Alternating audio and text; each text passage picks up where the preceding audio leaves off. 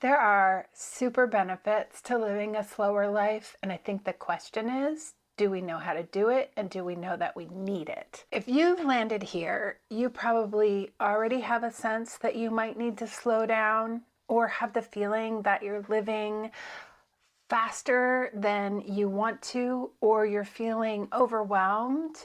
And these set of questions, although they won't give you an idea of your avatar or what kind of fruit you are or whatever a quiz would give you, they will give you a sense on whether or not you might need to be slowing down. I'm Jackie Wolven, and I'm here to help people love where they are.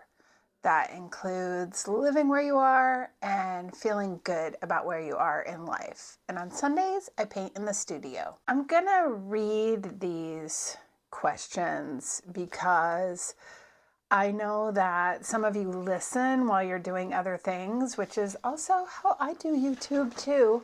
So instead of just having them flash on the screen, which I will have too, I'm gonna go ahead and read them. We'll start with your daily routine.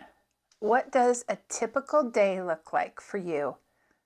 Are there moments where you feel rushed or overwhelmed? Priorities. What are your top 3 priorities right now? Do you find that your daily activities align with these priorities? I know for myself, when I make that list of what's really important to me, that a lot of my time is spent doing things that don't align with that. And so making that list can be really helpful for you. And then maybe in another video, if you want it, let me know in the comments.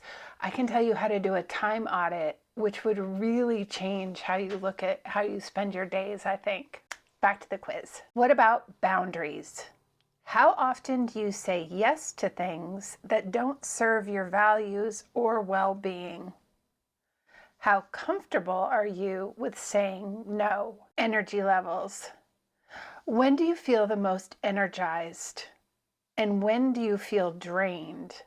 What contributes to these feelings? As an aside, a helpful exercise for this is after you do something that you've scheduled to do or planned to do, or maybe even didn't plan, write whether it energized you or if it left you drained.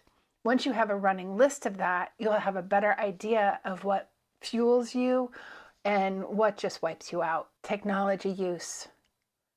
How much time do you spend on your phone, email, or social media each day? Does it feel nourishing or exhausting? Mindfulness.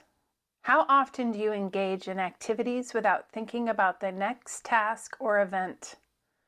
Do you take time to savor small moments? As you might know from another video that I did, I am a student or practitioner of meditation, but you don't have to sit on a cushion to have mindfulness.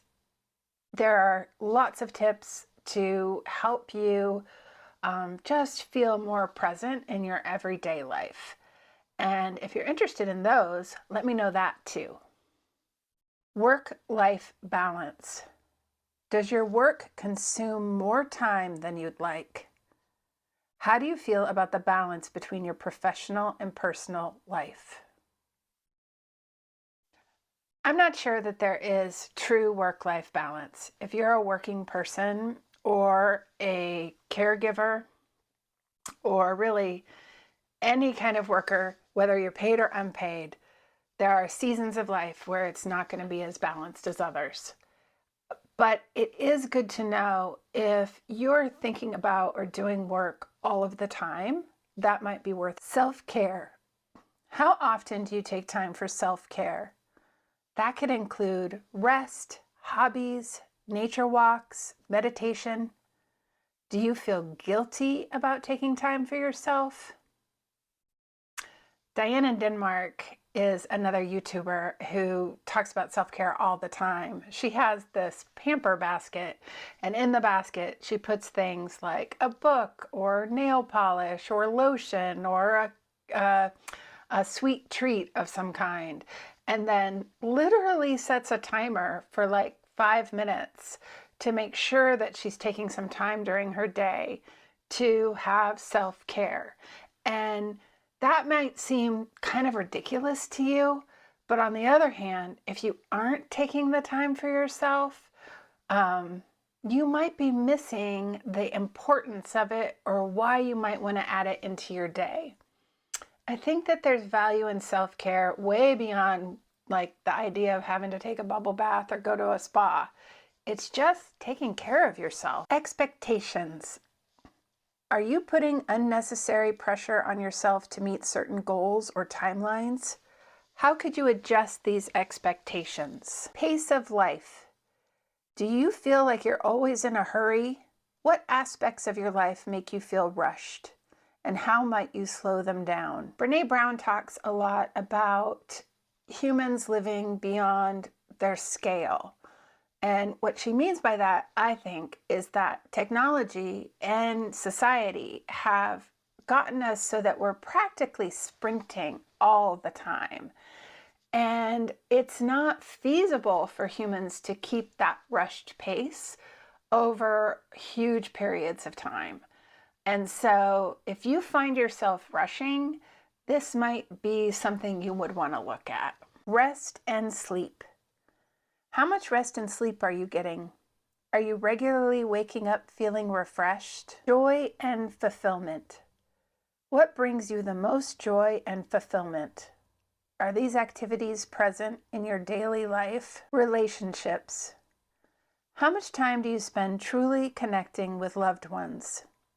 Do you feel present in these moments, or are you often distracted? That also goes to the mindfulness. So if you're with your family, but you're not paying any attention to them, are you really with your family? Are you present? Something to think about. Commitments.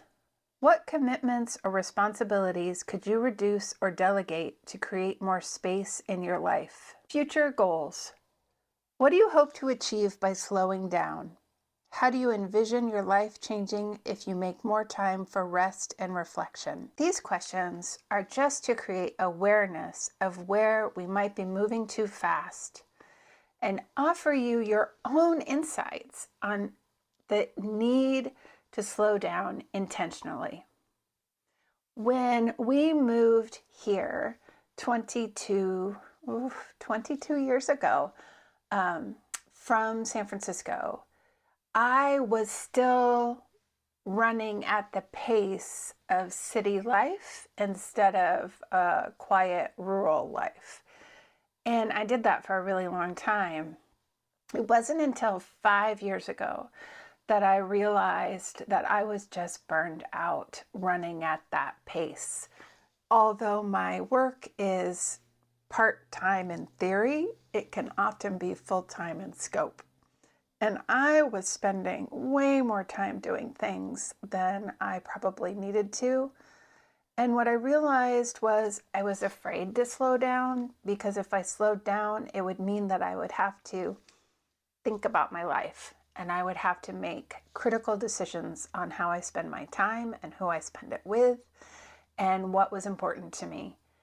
But I guess paired with the global pandemic, I was given the space of time to be able to do that using these questions. So I encourage you to take these questions, and I'll put a link to a document that you can just download the questions and make some notes for yourself. Because if you're feeling that rushed feeling, or you're feeling overcommitted or tired, or just that you can't do it all, it might be time to think about slowing down. And slowing down does not mean that you're not successful. It doesn't mean that you don't have a lot of projects or interests. It doesn't mean that you don't have friends. It doesn't mean that you're not getting the most out of life. What it means is that you have the opportunity to be more present and make better choices for yourself.